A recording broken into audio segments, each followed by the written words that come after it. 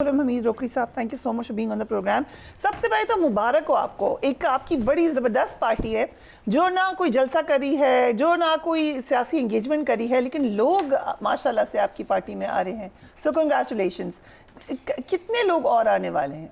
बहुत से। अंदाज़न कोई बड़े नाम बताएं। नाम इसलिए नहीं बताऊंगा कि चीज़ें भी जैसे डेवलप हो रही हैं। प्रेस कॉन्फ्रेंसेस ये वाली जो है ना, अभी ये इसका तसलसल रहेगा, लोग आने वाले हैं। इंटरव्यूज़ नहीं हो रहे अब, मतलब जो इंटरव्यूज होते हैं वो आपकी तरफ नहीं आते, जो प्रेस कॉन्फ्रेंस होती है वो नहीं आ रहे हैं। दूसरे बहुत सारे लोग आए, लेकिन क्योंकि प्रेस कॉन्फ्रेंस एक ऐसी चीज़ है कि वो सारी जरा चल जाती है हर तरफ, तो न्यूज़ बन जाती है। तो लोग आईपीपी के अंदर आना शुरू जो हुए थे, जो कुछ कहा गया कि ब्रेक लग गई है, अब आपको नजर आएगा कि लोगों ने ज्वाइन करना शुरू कर दिया। और सरप्राइज क्या है 21 का? सरप्राइज 21 का है। नो, मुझे अभी आप क्या एक तो बहुत बड़ा सरप्राइज नहीं है नवाज शरीफ वाला, बट दैट्स द थिंग। और क्या है उसके अलावा डॉक्टर फिरदौस आशिक अवान ने ये बात की, ये सरप्राइज मुल्क की सियासत की हवाओं का रुख तब्दील कर सकता है। तो आईपीपी इस दिन कुछ बड़े सरप्राइज दे सकती है। हाँ, हो सकता है कोई ऐसे बंदे आ रहे हों जिससे फर्क पड़े। आपको भी सरप्राइज ही लग रहा है मुझे। आपको नहीं, मुझे आइडिया नहीं है, मुझे आइडिया नहीं है इस चीज़ का, इसलिए मैं कह नहीं सकता हूँ। ओके, बट बेसिकली अब नजर ये आ रहा है कि -1 फॉर्मूला पीटीआई का कि लिए इस्तेकाम पाकिस्तानी पार्टी बनाई गई है, जैसे कि पीएसपी बनाई गई थी कराची में। नहीं, इस्तेकाम पाकिस्तान पार्टी जो बनी है वो बनी इसलिए है कि अगर 9 मई ये ना करते तो इस्तेकाम पाकिस्तान पार्टी इस तरह वजूद में ना आती। तो पार्टीज होती हैं पॉलिटिकल प्रोग्रेसिव मूवमेंट के लिए, मिलिटेंसी के लिए तो होती ही नहीं है। अब उन पॉलिटिशियंस का कसूर क्या है जिन्होंने जिंदगियां सारी गुजारी, आपने इस चैनल को पूरी जिंदगी दी और आप काम कर रही हैं, अचानक कोई ऐसी काम हो जाए, आप कहाँ जाएंगी? तो पॉलिटिशियन कभी भी अपने आप को ज़ाया क्यों करेगा? लेकिन यू लेफ्ट बिफोर 9th। नहीं, मेरे केस को तो छोड़ देना, मैं तो बहुत सारे लोग हैं आपकी तरह जो पहले 9th में। अलीम खान जो मुख्तलिफ हैं, जहांगीर खान तरीन भी, हमारा तो केस डिफरेंट है ना। हमने तो इस चीज़ को जो 9 मई को हो रहा है, हमने इस चीज़ को साल पहले जब ये डेवलप होना शुरू हुई थी तो हमने उस वक्त कहना शुरू कर दिया कि आप ये रवैया ना अपनाएं। हमें एक बहुत बड़ा मकाम मिल गया जब हम उस पार्टी में थे कि देखिए हम उस जगह पे आ गए कि पब्लिक की सपोर्ट हमारे साथ है, आप प्रोग्रेसिव मूवमेंट को लेके चलें ताकि हम अगले इलेक्शन की तरफ जाएं। आप ये जो झगड़ा, फ्रिक्शन, ये जिस रविश है, इससे नुकसान होगा, और वही हुआ। फारूक हबीब का पता था आपको कि वो ज्वाइन कर लेंगे? नहीं, मुझे आइडिया नहीं, बिल्कुल भी आइडिया नहीं था। Were you surprised? नहीं होता, लाजमी नहीं है। कई लोग ज्यादा चीज़ों का टो में लगे भी रहते हैं, शायद मैं उनमें नहीं हूँ। But do you trust him? Trust politics में एक शख्स जो कि मुसलसल दूसरी तरफ की बात करता है, आज इधर की बात कर रहा है, विल यू ट्रस्ट? देखिए, मैं आपको बताऊं, मैं इस पार्टी में वो लोग भी आए हैं जिन्होंने, एक दो नाम नहीं लूंगा, कि उन्होंने मेरे ऊपर वो वीलॉग किए थे उस वक्त जब मैंने। कौन से लोग हैं? नाम बता दें। नाम एम्बेरस क्या करें? वीलॉग कौन कर रहा है इस्तेकाम? नहीं, उस वक्त जब हमने पार्टी के जब हो रहा था ना लॉन्ग मार्च से पहले, जब मैं खड़ा हुआ इमरान खान के इस बयानिए के खिलाफ, तो ऐसे कमाल के वीलॉग्स आए थे हमारे खिलाफ, तो वो लोग भी इधर आ गए। ठीक है, तो आ जाते हैं लोग। हमें पॉलिटिक्स में आपको दिल बड़ा करना पड़ता है। आपको ट्रस्ट क्या, ट्रस्ट का मतलब भी तो हमें पता चलता है। ट्रस्ट का मतलब नहीं पता नहीं, आपको नहीं, इत्मीनान है, कॉन्फिडेंस है, आप उनको समझते हैं कि काबिल आदमी है, मैं इसके ऊपर उसको दे सकता हूँ 10-20 लाख बगैर परेशानी के मिल जाएंगे वापस। देखें, नहीं, ये कारोबार नहीं है ना। पार्टीज के अंदर लोग आते हैं, आप किसी को नहीं रोक सकते। ये नहीं होगा कि हम कहें कि जी यहाँ पे वो चेक बैलेंस होगा ट्रस्ट का कि पार्टीज में आएंगे। जो बड़ी चीजें करने वाली हैं वो डिफरेंट हैं। हर पार्टी के अंदर इश्यूज हैं ये वाले। यस और नो कह दें, यू ट्रस्ट हिम और यू डोंट। नहीं, क्यों आप मेरे से ऐसी चीज में आप ये बिजनेस ग्रुप नहीं है ना। मैं ना यस कहूंगा ना नो कहूंगा। मेरे एक बंदे के साथ वास्ता ही नहीं है, मेरा उससे नो हाउ भी बहुत कम है। मैं उसके ऊपर कैसे एलिगेशन लगा दूं कि मैं इसको ट्रस्ट नहीं करता? पीएसपी से के अंजाम से डर नहीं लगता? क्यों? Just asking. नहीं, मेरे जैसे बंदे को क्यों डर लगेगा जिसने काम करना है? Right. आपको क्या डर है? आप यहाँ पे एंकर हैं, आप काम करने वाली हैं, आप यहाँ नहीं होंगी तो किसी और चैनल पे आप इसी तरह बैठी होंगी। हम आपके इंतजार में बैठे होंगे कि आप आ रही हैं, लेकिन आपका अपना कैरेक्टर, आपका अपना जो है, जो आपका अपनी चीज़ भी तो कुछ चीज़ है कि नहीं है? बिल्कुल है। सो यू सेइंग कि इट्स इररिलेवेंट कि आप किस जमात में हो। नहीं, आप जिस जमात में भी उसको ट्रस्ट करें या ना करें, नहीं, आप जिस जमात में भी हों, आप उसके साथ सिंसियर रहें।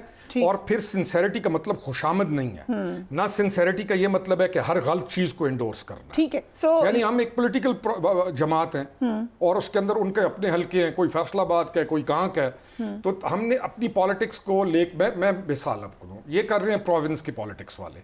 मेरी शुरू से जो पॉलिटिकल जो थी लाइन वो थी सेंटर की, ठीक है, तो मेरा इतना ज्यादा वास्ता इन लोगों के साथ नहीं रहा। राइट। लेवल प्लेइंग फील्ड बहुत ज़रूरी है। रुकी साहब, आप जो कॉन्स्टिट्यूंसी की इलेक्शन लड़ते हैं, जो पीटीआई के साथ जो भी उनके अपने कसूर है, उन्होंने खुद अपने पैरों पे कुल्हाड़ा मारा, लेकिन अगर वो नहीं है इलेक्शन में तो उस इलेक्शन की क्या लेजिटिमेसी है? अभी तक ये डिसाइड तो नहीं हुआ ना कि वो इलेक्शन में नहीं है।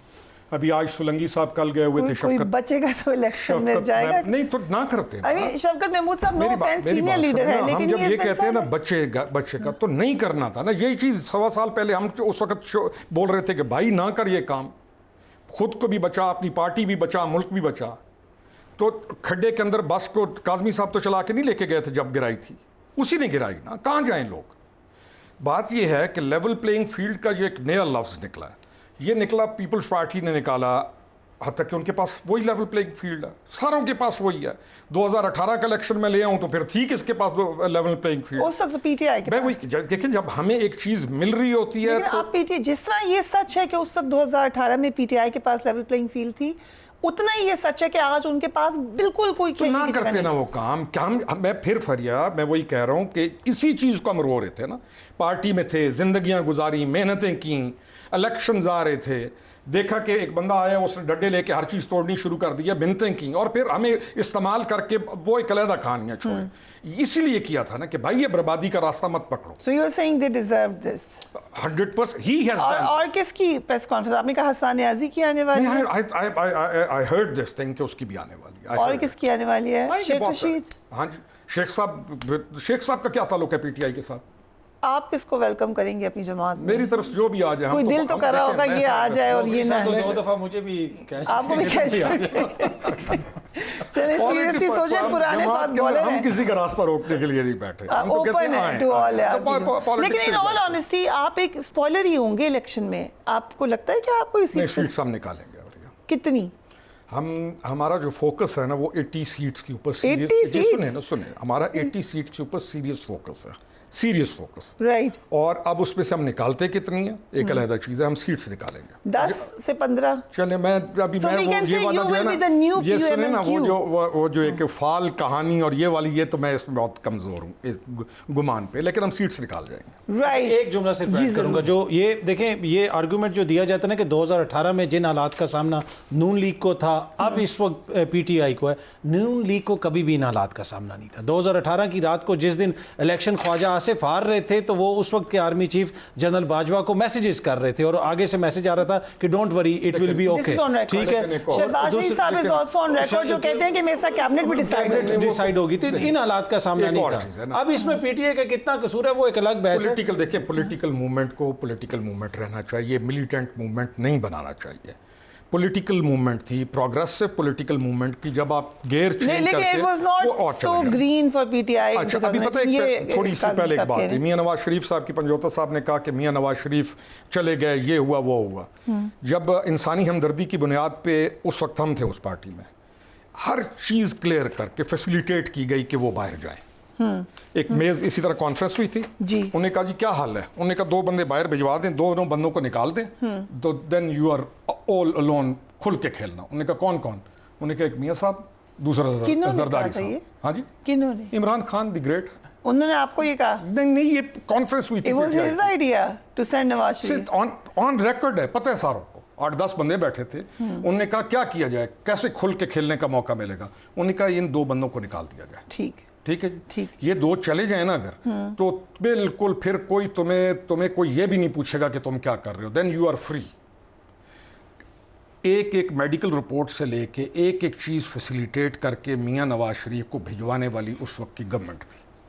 Okay. और आखिरी आखिरी हुआ पता क्या भिजवाया था जनरल बाजवा सर ने नहीं ना भिजवाया सर था। ना किया करें ख्वाजा साहब ने सर कहा सर मैं ना नहीं ख्वाजा साहब मैं आपको बता रहा वो हूँ कहते हैं उनकी फिर मैंने मरियम नवाज कहती थी आपकी औकात ही नहीं है, अच्छा, आप हमें डील दे सुने, सकते फिर सर दिस इज नहीं, आल्सो उनको नून तो लीग से ये एक बताइए, arrogance आपसे है, बताइए। ये एक एरोगेंस है उनकी। मैं तो एक न्यूट्रल आप तो पार्टी में थे, ज़ाहिर ही was not gonna come to you and say कि मुझे किसने कहा है कि मैंने जब कहा, हमने कहा ये क्यों किया, क्यों आपने एक बयानिया बनाया कि ये मुजरिम है ये सारे लोग, और आपने उस बयानिए के ऊपर इलेक्शन लड़ा, आपने कहा हम एहतसाब करेंगे। आज जब वो वक्त आया है आप इसे भेज रहे हो, तो then he came up with a word, मैं नाराज ना हूं आप तमाम, मैं इसको इंसानी हमदर्दी की बुनियाद पे मैंने भेजा है। ये किसके अल्फाज हैं?